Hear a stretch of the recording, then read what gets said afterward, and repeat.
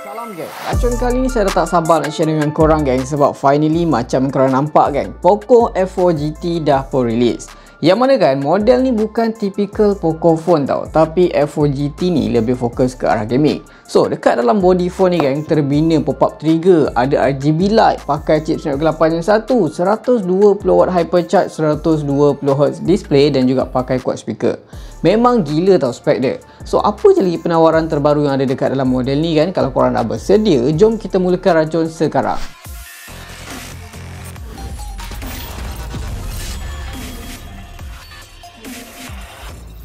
Start dari kotak lagi, saya dah terasa tau dia punya aura gaming ada dekat Poco F4 GT ni dengan kombinasi warna kuning dan juga warna hitam carbon fiber. Dalam kotak korang akan dapat Poco F4 GT, ada juga SIM tool ejector, manual warranty guide, casing silicone transparent, kabel jenis L-shape dan yang paling special adapter 120W pun dapat sekali. Tapi belum habis lagi, Poco juga kasih dongle untuk guna earphone. Bermaksud Poco F4 GT ni tak ada lubang audio jack. Unit yang ada dekat tangan saya sekarang ni warna night silver. Ada juga dua lagi pilihan warna lain lah kalau korang tak suka silver ni.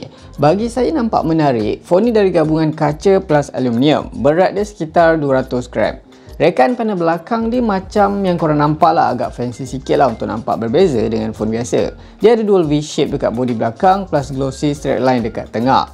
Dia punya matte finish ni memang saya suka kemasan macam ni, kemasan matte. Cuma saya perasan panel belakang dia ni boleh kata agak cepat kotor lah dengan cap jari kalau korang tak pakai casing. Dekat bahagian atas dia ada LED flash yang unik lah berbentuk petir. Modul kamera dia jenis petak yang tersembunyi juga kat dalam tu lampu RGB tau. Satu lagi benda yang korang kena tahu, even lampu RGB tu korang boleh tukar warna dia dekat dalam setting, tapi dia hanya boleh menyala time notification masuk, charging dan juga incoming call saja. So korang tak boleh tahu nak onkan masa korang tengah gaming ataupun korang saja nak onkan lah macam yang ada dekat phone-phone gaming lain tu. Untuk melengkapkan phone gaming ni, dia didatangkan dengan 3 mic dekat sekeliling frame, ada juga magnetic pop-up trigger untuk memudahkan sesi gaming korang.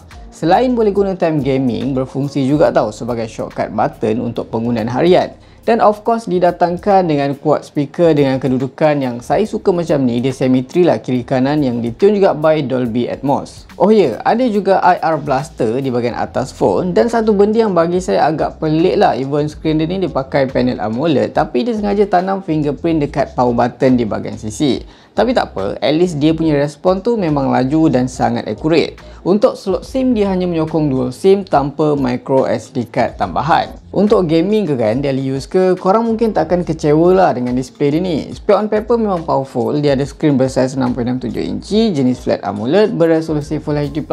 Dia juga support adaptive 120Hz dia punya refresh rate dan juga 480Hz touch sample rate. So far untuk view angle pun cun, tak ada isu rainbow lens ke apa. Screen pun terang lah untuk korang guna outdoor ataupun indoor.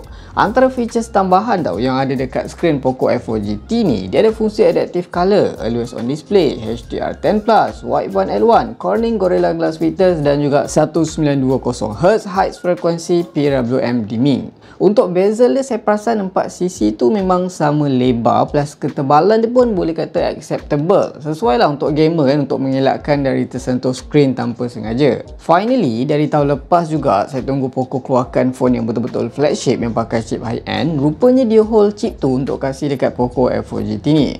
Phone ni dikuasakan dengan chipset Qualcomm terhebat setakat ni. Kita ada Snapdragon 8 Gen 1 dengan gabungan 12GB RAM dan 256GB storan dalaman. Phone ni juga support 3GB extended RAM.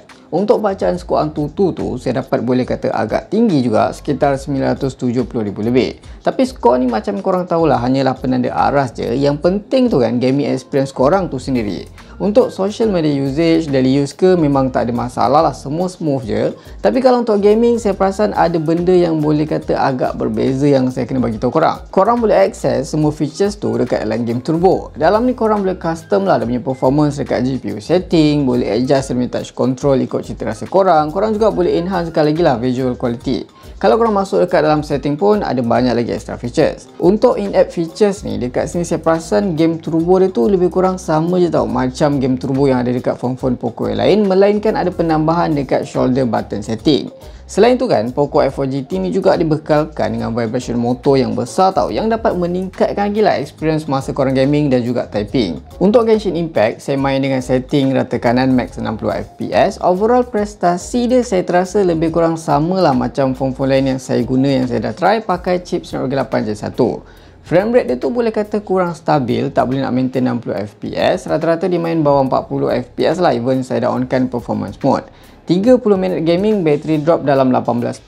Dengan bacaan suhu tertinggi, saya dapat sekitar 45 darjah Celsius. Untuk Apex Legends, saya gaming dengan setting rata kanan Extreme HD plus Extremely High. Prestasi dia lebih smooth sikit lah berbanding Genshin. Frame rate dia rata-rata dia main sekitar dalam 40 ke 50 fps macam tu, tapi saya perasan dia still tak boleh nak maintain 60 fps kalau based on bacaan fps counter dekat dalam game turbo. 30 minit gaming, battery drop dalam 17% dengan suhu main sekitar 43 ke 44 darjah Celsius. Cuma saya suggest korang kena onkan lah mod performance kalau korang nak dapatkan bacaan FPS yang lebih stabil berbanding korang pakai mod balance. So far kan, teknologi dual VC liquid cooling yang ada dekat dalam Poco F4 GT ni dengan bahan pelesapan haba seluas 4860mm persegi ni bagi saya memang agak membantu. Saya main game-game heavy ni pun masih dapat maintain lagi lah dia punya bacaan suhu tu bawah 45 darjah Celsius. Poco F4 GT ni dibekalkan dengan bateri berkapasiti 4700 mAh dengan sokongan pengecasan pantas 120W hypercharge yang dia dah pun bagi sekali dalam kotak tau. Selain kabel jenis L-shape, saya perasan dia punya kabel ni boleh kata agak panjang tau. Dia tak sama macam kabel yang diorang bagi dekat dalam Poco phone yang lain.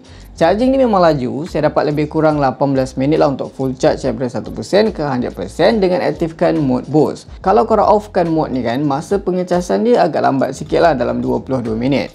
Poco F4 GT ni juga menawarkan mode fast charging masa gaming, yang mana korang boleh dapat tingkatkan lagi kelajuan pengecasan masa gaming sekitar 27 minit full charge.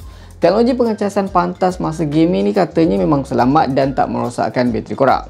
Untuk screen on time kan, so far saya dah buat test, saya pakai data plus onkan 120Hz all the time. Untuk penggunaan social media, guna maps, kamera, saya dapat SOT dia lebih kurang dalam 5 jam 38 minit. Kalau korang campur dengan gaming, dia macam lebih cepat drop lah, boleh tahan dalam 3 ke 4 jam macam tu je. Dari segi fotografi kan, Poco F4 GT ni menyokong triple camera setup di bahagian belakang dengan gabungan 64MP main kamera, 8MP ultra wide angle dan juga 2MP macro. Manakala untuk selfie kamera sebesar 20MP. Kita sedia maklum tahu kalau gaming phone ni biasanya kualiti rakaman gambar tu macam ala kadar asal ada je. Tapi once saya try kamera Poco F4 GT ni, hasil dia bagi saya nampak berbeza, tak macam gaming phone. Main kamera dia boleh kata agak perform most of the time, warna pun pop up, sharp, detail tu ada dan tak overexpose. Lagi kalau korang tangkap gambar mode malam, saya perasan warna dia tu memang gambar yang dihasilkan tu boleh kata agak nice tau.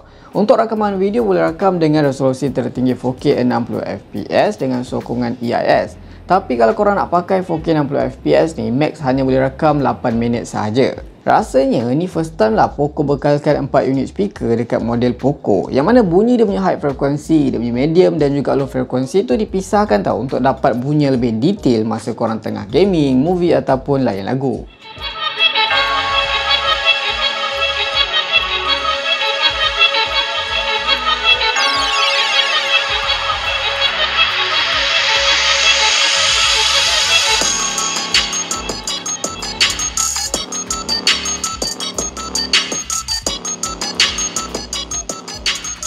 Dari segi features tambahan, Poco F4 GT ni dah pun dilengkapi dengan 5G, ada Wi-Fi 6, Bluetooth 5.2, NFC, IR Blaster dan juga sistem operasi menjalankan Android 12 dengan skin MIUI 13 for Poco. Kita dah tengok dalam spek, kita dah tahu dia punya features kan, so korang agak-agak berapa agaknya harga jualan Poco F4 GT ni.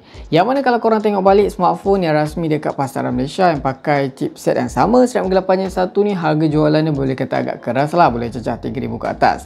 Tapi tak dengan Poco F4 GT ni. Apa yang saya boleh beritahu korang kan, harga jualan Poco F4 GT ni boleh kata yang paling terendah lah yang ada dekat pasaran Malaysia yang pakai chipset Snapdragon 8 Gen 1. Yang mana kalau korang beli masa awal-awal ni kan, varian terendah, korang boleh beli dengan harga RM1,999. Kalau korang beli varian yang paling tinggi pula 12256GB dijual pada harga RM2,199. Kalau harga normal dia dalam RM2,500, manakala untuk yang 8256GB tu harga normal sekitar RM2,300. So, apa komen korang? Berbaloi tak dengan harga dengan spek ni ditawarkan? Macam biasa, kalau korang suka video ni, jangan lupa lah tinggalkan like, share, komen dan subscribe. Itu sahaja racun kali ni. Jumpa lagi di racun-racun seterusnya. Assalamualaikum.